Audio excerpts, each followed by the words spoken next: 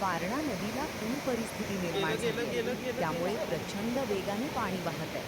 पात्राबाहेर पडलेल्या नदीवरील अनेक बंधारे पाण्याखाली गेले आहेत. पाण्याच्या प्रचंड प्रवाहामुळे रस्ते वाहून गेले आहेत. मांगले सावर्डे बंधाऱ्यालगतचा संपर्क रस्ता आणि अनेक झाडे पुराच्या पाण्यात वाहून गेली आहेत.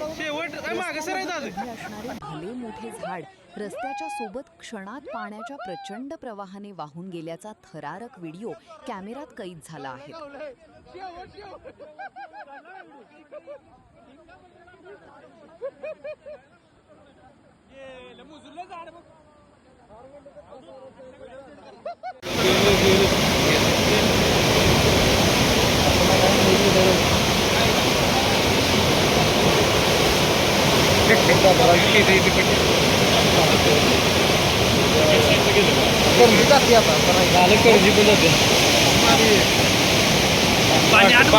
पाणी वाढलं इकडे पाणी आत घुसतंय.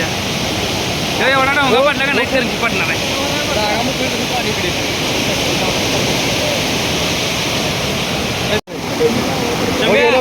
मागे सर गेलं बघ गेलं बघ